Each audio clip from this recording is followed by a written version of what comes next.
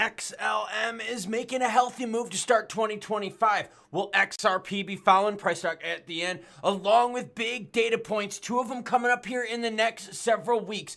Big news with BTC and XRP. Due to the graphic nature of this program, listener discretion is advised. And oh, I don't mind the new year with a little bit of mini pumperoni from two of our favorites, XRP the laggard on this move. But before we get into it, your comments come first because yes, even in 2025, the viewer and ladies matter most.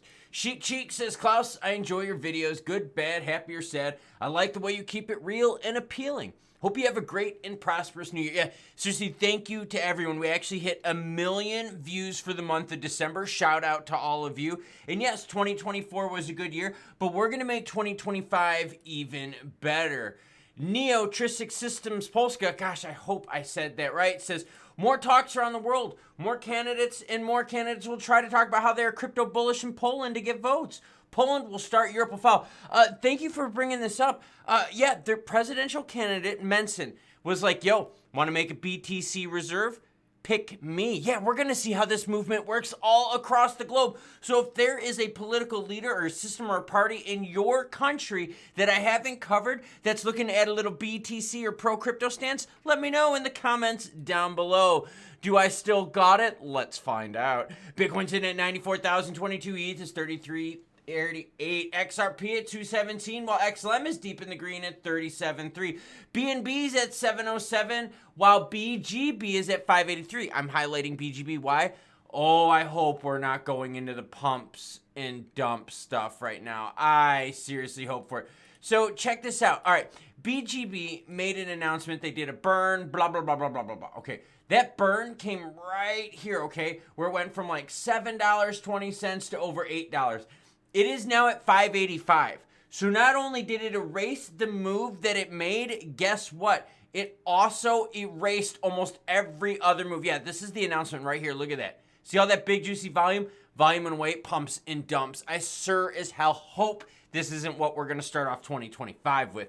Said two big events, and it's, ooh, okay, it's this. Rate cuts being number one. We got a January 29th. I'm sorry, everyone, if I've been saying the 18th. It is the 29th of January meeting where we have a 10% chance that Jerome Powell is going to cut rates. We saw what happened last time when Jerome decided to tell everyone, well, you know, we're not going to be cutting as much in 2025.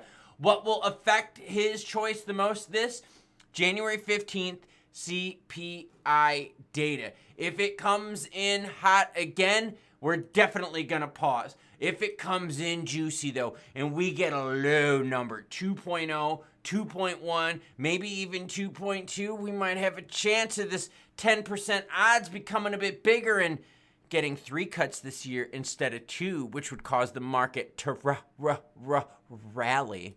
Will 2025 become the year of Bitcoin DeFi? I'm highlighting this article for a specific reason, and it has to do with yield and why we're going to attract more money into crypto this year, and we're going to take it from traditional finance, and there's a reason.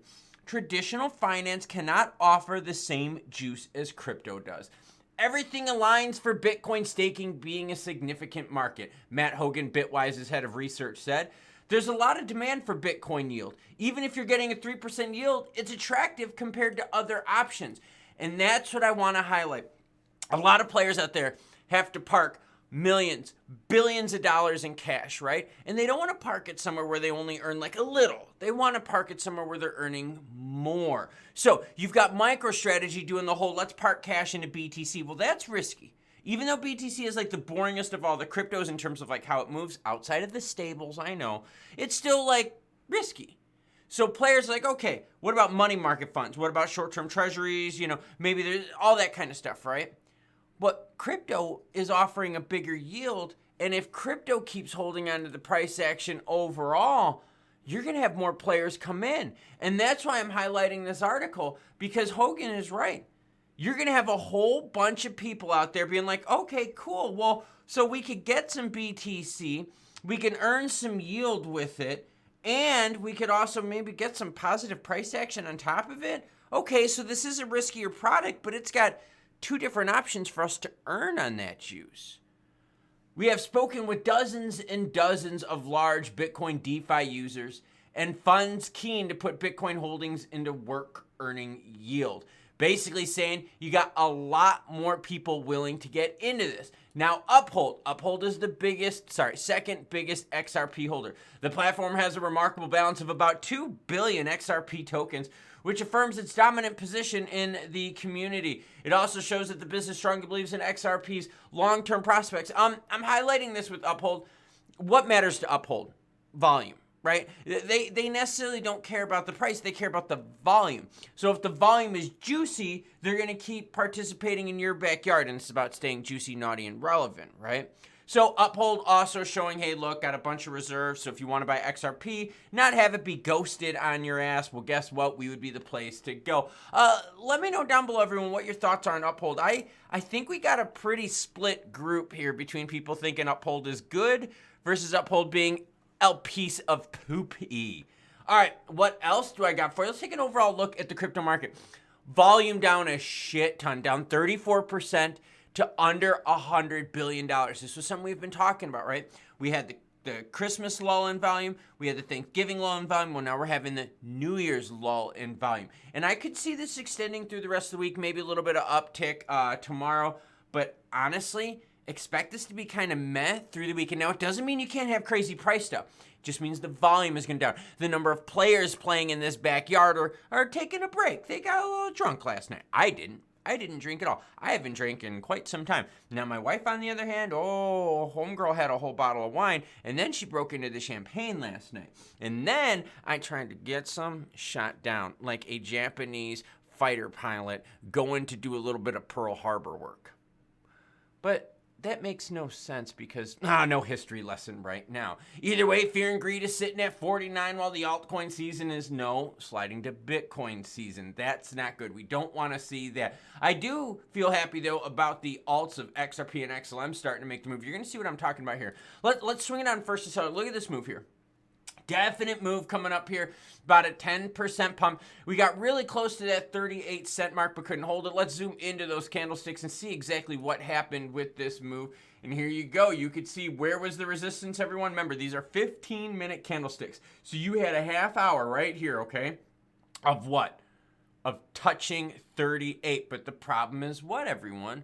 Couldn't hold it. Now, the move is still way, way early. And you had a couple Robusto candlesticks right here on the 15-minute pushing it up. So we're going to keep an eye on XLM and see if this move happens. Now, what's cool about this move is look at this. 93% gain. Volume is 763 million. That is very, very healthy. I like this little kind of buck and trend here because you can see over the last month, XLM has really been starting to peel back a lot of its gains. A lot of the players out there that were like, yo, bro, XLM's never going under 50 cents. I'm sitting here going, well, it is, and XLM has to worry because it doesn't have all the big news events that other players do. But it's still making moves. I just don't like the fact that we've tested some lows, and then we've broken through those tests and tested even lower lows. Millions of XRP stunned top Korean exchange Bitdom. Yeah, Bitdom, massive transfers. Whale movement on this. If you want to check it out, this article and everything else is all linked down below. I wanted to share something with you, okay? Remember, this is from Bitdom. Look at the volume pairings for XRP, okay?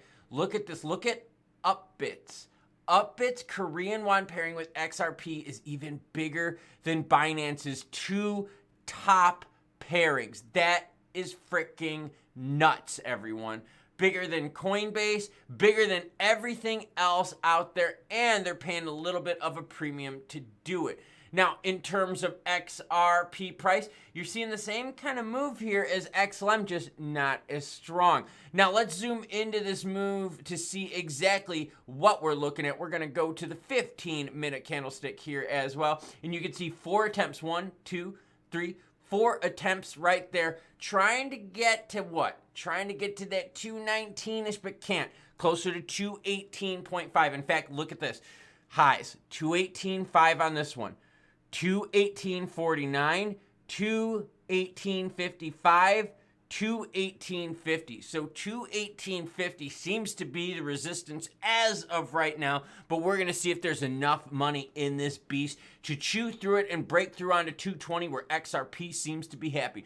Now the volume for XRP is a different story as XLM, down 31% to 4.3 billion. But overall volume is still very healthy because the normal XRP volume before the November juice was $1 to $2 billion.